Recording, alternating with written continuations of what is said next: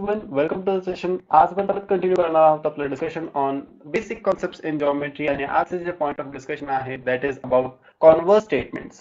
आपण बघितलेलो converse statements are just the opposite or the different version of conditional statement. आपण काय केलं जे अँटीसिडेंट होतं कंडिशनल स्टेटमेंट मधलं अँटीसिडेंट हे कॉन्सिक्वेंटच्या जागी टाकलेलो आणि कॉन्सिक्वेंटचं पार्ट अँटीसिडेंटच्या जागी टाकलो आणि जे फॉर्म झालं होतं ते आपण काय म्हणलेलो these are basically the converse statements. तर आज पण तेच बघणार आहोत, फक्त आपण प्रश्न सगळ्यांना थोडी डेव्हलपमेंट करणार आहोत आपलं understanding how to form the converse statement. आपण बघितल्याच्या अगोदर how to form the conditional statement, but at the same time we have to know ना how to form the converse statement. So let's have a look how to form converse statement from the given statement. So the first statement is something like this: the alternate angles formed by two parallel lines and the transversal are congruent. Simple. That is a property of parallel lines, that the alternate angles formed by the two parallel lines and the transversal are congruent. Okay. तर ह्यामध्ये आपण काय शिकलेलो, first conditional statement तयार करायचं, त्याच्यामध्ये फक्त जे फ्रंट पार्ट असतो इफच्या नंतरचा पार्ट दॅट इज अँटीसिडेंट आणि कॉन्सिक्वेंटला फक्त इंटरचेंज केलं तर आपल्याला कॉन्व्हर्स भेटेल. तर first form let's try to form the conditional statement. आपण मागे स्टडी केलं how to form conditional statement. So based upon that try to form conditional statement. Okay, look at the question and try to form conditional statement. I hope तुम्ही conditional statement form केला असेल. आता एक काम करा, take a pen and paper and write down the conditional statement. आता conditional स्टेटमेंटचं आपण हायलाइट करूया. Try to highlight the antecedent part and the consequent part. If you have highlighted now just interchange it. Okay, असं काहीतरी जे statement form होतंय ते असं काहीतरी वाटतंय काय, if the alternate angles made by two lines and the transversal are congruent, then these two lines are parallel. Exactly. कसं आपण परत एकदा बघूया. ते कम्प्लीट तुम्हाला प्रोसिजर मी प्रॉपरली एक्सप्लेन करतो. Have a careful look at it. First of all आपण काय बघितलं, कंडिशनल स्टेटमेंट कसं फॉर्म करायचं. आपल्याला बेसिकली माहित होतं की the given statement should be converted into conditional statement and then converse. Okay, conditional statement कसं फॉर्म करायचं, पहिलं बघा स्टेटमेंट करा आणि काय प्रश्न काय स्टेटमेंट सांगायचा प्रयत्न करायला ते एकदा बघून घ्या. अल्टरनेट अँगल्स दोन पॅरलल लाईनचे इक्वल असतात आणि बाकीचं मधलं that is just condition, transversal and all, just ignore it for now. आणि बाकीचं बघा, जे इम्पॉर्टंट पार्ट आहे, अल्टरनेट अँगल्स पॅरलल लाईन आणि ट्रान्सव्हर्सलच्या सहाय्याने जे फॉर्म होणारे अल्टरनेट अँगल्स असतात these are equal. Okay, if this two lines are parallel. Okay, ठीक आहे. आणि कन्क्लुजन काय येतं, alternate angles equal, alternate angles equal. आणि कंडिशन काय, दोन पॅरलल लाईन्स आणि त्यांचं ट्रान्सव्हर्सल मध्ये फॉर्म होणार. म्हणजे मेन कंडिशन दॅट इज दोन पॅरलल लाईन्स असले तर, नाहीतर बाकीचं काहीच फॉलो होत नाही. So what is the main thing, condition applied is there should be two parallel lines. So conditional statement कसं फॉर्म करणार, if two lines are parallel then the alternate angles formed by these parallel lines and the transversal are congruent, or we can directly write the alternate angles formed by these two lines and the transversal are basically equal. Okay, ठीक आहे. तर आपल्याला हे झालं conditional statement. If the two lines are parallel then the alternate angles formed by these lines and the transversal it is congruent. ठीक आहे, these are congruent. Okay, आता आपल्याला कॉन्व्हर्स तयार करायचं. कॉन्व्हर्स कसं करायचं, पहिलं स्टेटमेंटचं अँटीसिडेंट काय आहे कंडिशनल स्टेटमेंटचं, इफ च्या नंतर काय आहे, two lines are parallel, two lines are parallel, हे जरा अँटीसिडेंट हायलाइट केलं तुम्ही. कॉन्सिक्वेंट काय होतं, the alternate angles made by this two lines and the transversal are congruent, हे झालं कॉन्सिक्वेंट.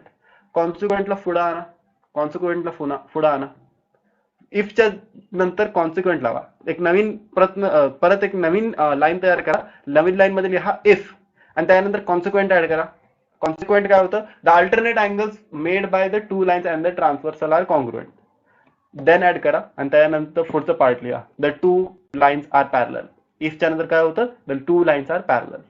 आता तुम्ही स्क्रीनवरती बघा, एक्झॅक्टली सेम आहे. If the alternate angles made by the two lines and the transversal are congruent then this two lines are parallel. असं simple step by step. First form conditional statement, then just change the antecedent and consequent. There is nothing about making the converse. Converse तयार करायचं काहीच प्रश्न येत नाही. Main प्रश्न येतोय conditional statement तयार करायचं. तर आपलं इथं काय आहे, इथं कॉन्व्हर्स स्टेटमेंट तयार करण्यापेक्षा ते फक्त एक प्रॉपर्टी लक्षात असायला पाहिजे. दोन आपण रिव्हिजन करालोय. एक सगळ्यात महत्वाचं म्हणजे प्रॉपर्टी कॉन्व्हर्स स्टेटमेंटची, की आपण कंडिशनल स्टेटमेंटचं अँटीसिडेंट आणि कॉन्सिक्वेंट चेंज करून कॉन्व्हर्स तयार करतो. आणि दुसरं म्हणजे मेन जे कंडिशनल स्टेटमेंट फॉर्मिंगचे आपले स्टेप्स होते ते आपण फक्त रिवाइज करतो. That is more important here. Okay, so let's have a look at the second question also. So the second statement says if a pair of interior angles made by the transversal of two lines are supplementary, then these lines are parallel. स्वतःमध्येच काहीतरी statement वाटतोय ना, try करा थोडं. Is it the if then form? check and say if is it the if then form? Exactly, it is the if then form, because there is a if and there is a part and there is then and there is a part, so we can say it's a if then form.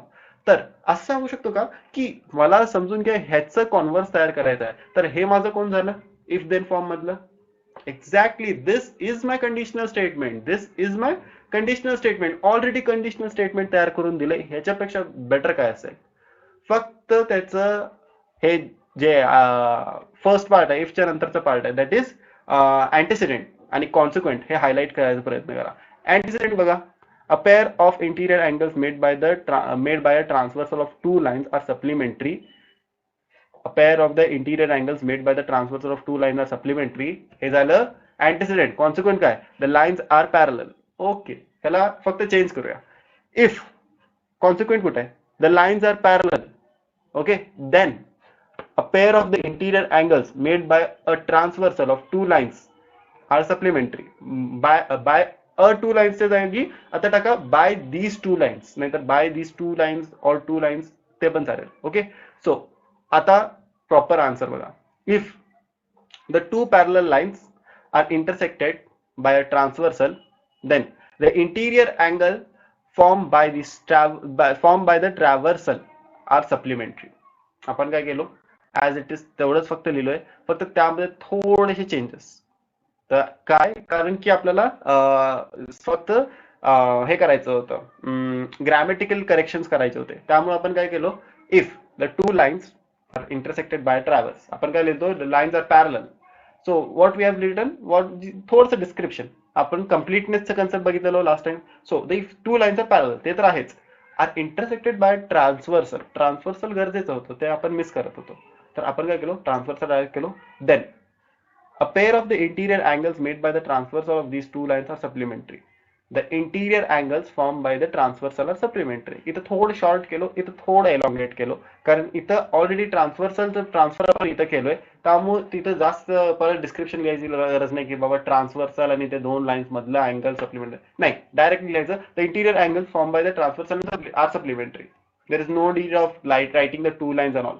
आपण स्टार्टिंगला जे तयार केलो that was a raw sentence. आपण म्हणतो त्याला raw sentence का म्हणतो, त्याला प्युरिफाय करायला लागते, कारण की ती इंग्लिश मध्ये ते कम्प्लीट दिसत नाही आणि तिथं चुकू शकता.